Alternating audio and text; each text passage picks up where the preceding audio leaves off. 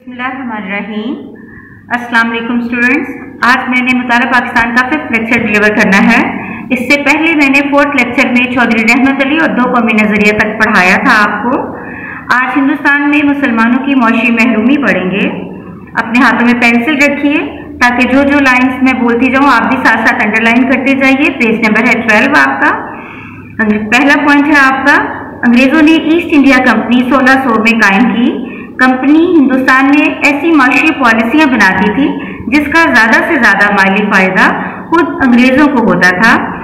इसमें सबसे अहम बात ये कब बनी और इसका मकसद क्या था। ईस्ट इंडिया कंपनी 1600 में बनी और इसका मकसद था हिंदुस्तान में तिजारत करना। ये तिजारत की गर्ज के लिए बनाई गई थी। आप इसका ईस्ट इंडिया कंपनी का क्या हेडिंग बना लीजिए। सेकंड पॉइंट है, अंग्रेजों ने अपनी सनत और तिजारत के तहफ़्फ़ुज़ के लिए हिंदुस्तान की आवाम पर भारी टैक्स लगाए जिससे मुसलमान भी मुतासिर हुए। हेडिंग के लिए भारी टैक्स को अंडरलाइन कर लीजिए। अंग्रेजों ने मुसलमानों को इन तमाम ओहदों से हटा दिया जो इनके आबाओ अजदाद के दौर से इनके पास चले आ रहे थे। मुसलमानों को नए ओहदों से भी महरूम रखा। इस तरह मुसलमान माशी तौर पर बदहाली का शिकार हो गए। यहाँ मुसलमानों की मौशी बदहाली हेडिंग बना लीजिए, एक डी लिख ले ताकि आपके लिए आसानी हो जाए। सेकंड पॉइंट है, अंग्रेजों ने हिंदुओं को मामूली ओहदों से तरक्की देकर आला ओहदों तक पहुंचा दिया। आला ओहदों पर तरक्की, अंग्रेजों ने मुसलमानों की जमीनें छीनकर दूसरी अवाम को दे दी। जमीनें छीन ली, हेडिंग बना लीजिए। मुसलमानों को सरकारी मुलाजमतों से निकाल दिया और इन पर आइंदा के लिए सरकारी मुलाजमतों का हसूल मुश्किल बना दिया। सरकारी मुलाजमतों का हसूल मुश्किल बना दिया, हेडिंग कर लीजिए। अंग्रेजों के दौर में बंगाल में अमन और अमान की खराबी के बायस मुनासिब ज़राअत न होने से अजनास की किल्लत हो गई। इन इलाकों में मौजूद तमाम ज़रई और सनती ज़राए नापैद हो गए। बंगाल में अमन और अमान की खराबी, हेडिंग बना लीजिए। बंगाल में रेशम और सौत के कारीगर और ताजर दूसरे शहरों की तरफ चले गए। तजारती माल की नकलो हमल पर जगह जगह महसूल देने से माल की कीमत बहुत ज्यादा बढ़ गई जो खरीदारों की कुव्वत खरीद से कहीं ज्यादा थी। इससे तिजारत बहुत मुतासिर हुई। इस तरह दूसरे अक़वाम के साथ साथ मुसलमानों को बहुत ज्यादा नुकसान उठाना पड़ा। यहाँ भी एक हेडिंग बना लीजिए, माल की कीमत बहुत ज्यादा बढ़ गई, या फिर लिख लीजिए टैक्सेस, बहुत ज्यादा टैक्सेस लगाए। नेक्स्ट पॉइंट है, ईस्ट इंडिया कंपनी ने नए टैक्सों के बायस किसानों पर महसूल की शरह बढ़ा दी। महसूल की शरह बढ़ा दी, ये हेडिंग बना लें। इस तरह अंग्रेजों के हाथ मुकामी ज़राअत को सख्त नुकसान पहुंचा। नेक्स्ट पॉइंट है हमारा, इलामा इकबाल और कायद आज़म रहमतुल्लाह अलैह के इरशादात की रोशनी में नजरिया पाकिस्तान की वजाहत। इससे पहले जो मैंने आपको पिछले लेक्चर में 2 कौमी नजरिए की वजाहत शुरू करवाया हुआ था, उसके पॉइंट्स और ये पॉइंट्स मिलाएंगे तो हमारा क्वेश्चन बन जाएगा।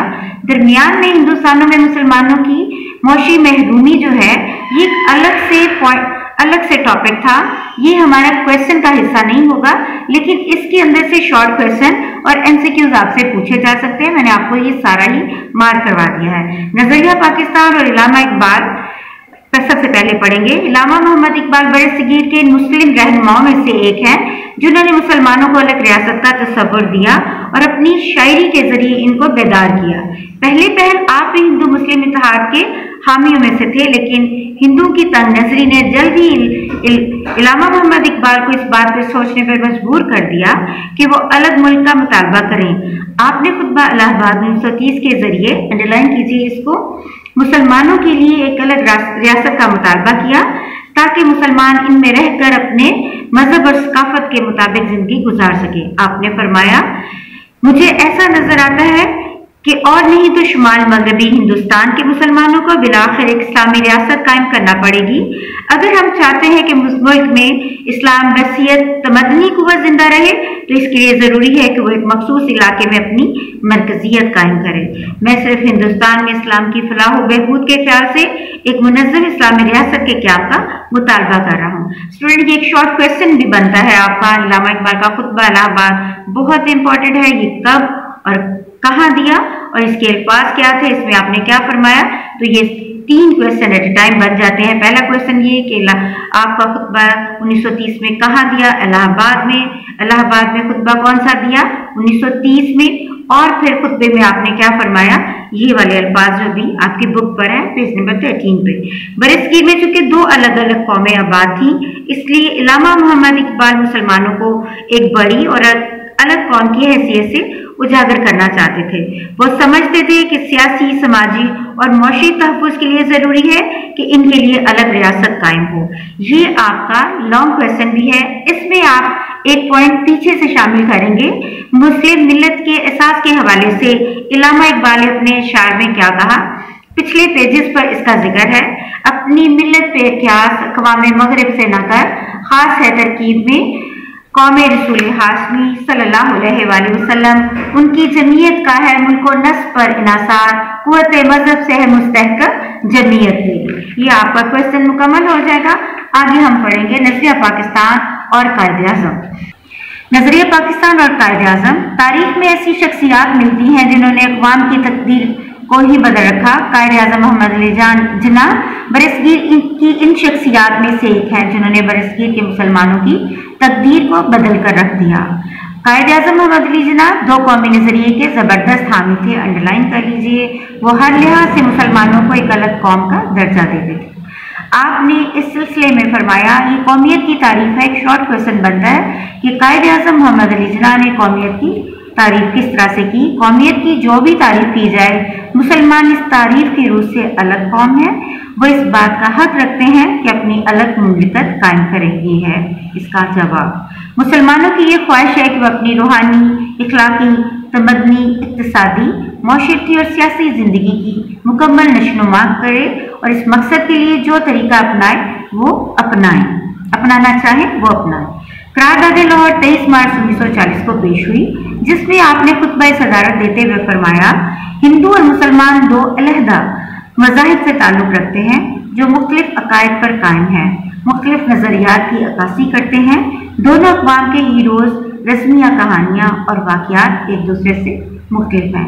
लिहाजा दोनों कौमों को एक लड़ी में पिरोने का मकसद बरसगीर की तबाही, क्योंकि ये बराबरी की सतह पर नहीं बल्कि अक़लियत और अक्सरियत के रूप में मौजूद है। बरतानवी हुकूमत के लिए बेहतर होगा कि इन दोनों कौमों के मफादात को मद्देनजर रखते हुए बरसगीर की तकसीम का ऐलान करें, जो कि तारीखी और मजहबी लिहाज से एक सही कदम होगा।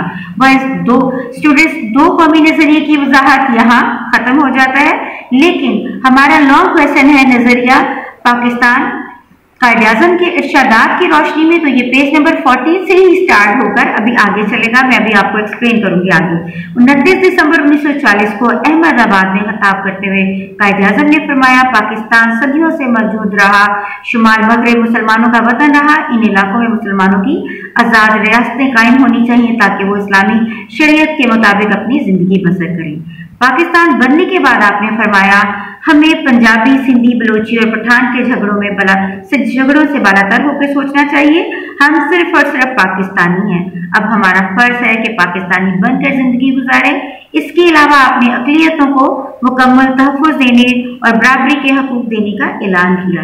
अब अगर आपसे ये क्वेश्चन पूछा जाए कि अक़लियतों के हकूक़ के बारे में कायदे आज़म मोहम्मद अली जिन्ना ने क्या फरमाया, तो आप यहाँ से ये आंसर देंगे, आपने अक़लियतों को मुकम्मल तहफ़्फ़ुज़ देने और बराबरी के हकूक़ देने का ऐलान किया, और यही इस्लाम की बुनियादी तालीम है। 11 अक्टूबर 1947 को हुकूमत पाकिस्तान के अफसरान से खिताब करते हुए कायदे आज़म ने फरमाया, हमारा नस्बुलैन ये है कि हम एक ऐसी ममलिकत तख्लीक करें जहाँ हम आज़ाद इंसानों की तरह रह सकें, जो हमारी तहजीब और तमद्दुन की रोशनी में फले फूले। हम जहाँ इस्लाम के मौशरती इंसाफ के असूलों को उभारने का मौका मिले।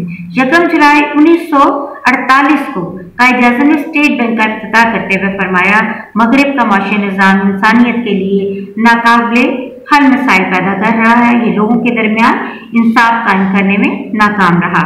हमें दुनिया के सामने एक ऐसा मौशी निज़ाम पेश करना है जो इस्लाम के सही तस्वुर मसावात और समाजी इंसाफ के असूलों पर मबनी हो।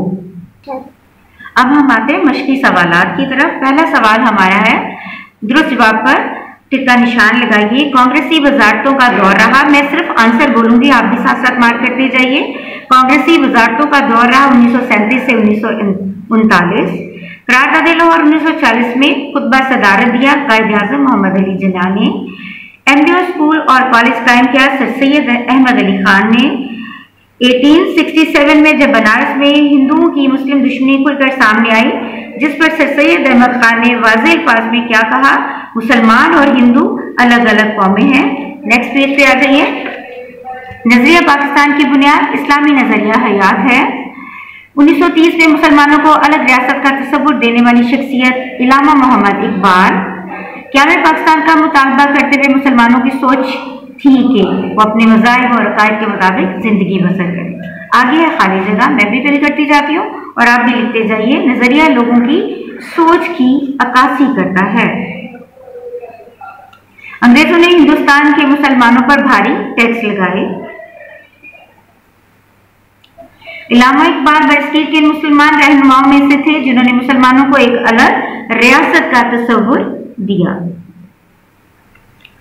कायद आज़म मोहम्मद अली जिन्ना रहमतुल्लाह अलैह ने देश के मुसलमानों की तकदीर बदल दी बरसगीर लिखिए।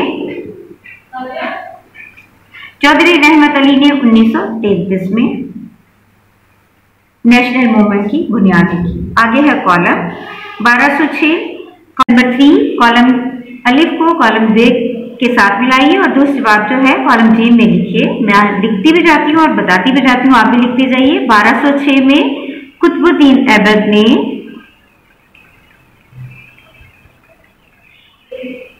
सल्तनत दिल्ली की बुनियाद रखी।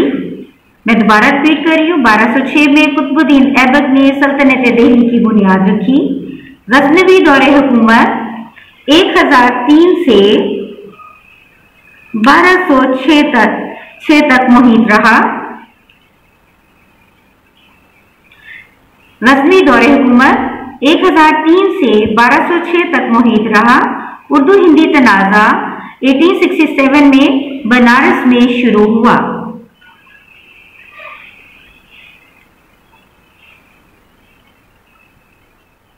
चौधरी रहमत अली ने जनवरी 1933 में एक किताबचा नाव और नेवर शाया किया। एक किताबचा नाव और नेवर शाया किया।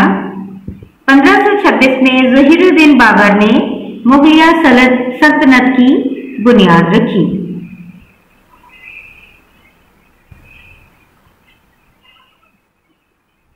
स्टूडेंट्स, आज का आपका लेक्चर मुकम्मल हुआ। तमाम मश्की सवालात और एक्स्ट्रा जितने क्वेश्चन थे मैंने आपको करवा दिए, जितने पॉसिबल एमसीक्यूज थे मैंने आपको अंडरलाइन करवाए। उम्मीद है कि आप साथ साथ ये सारा याद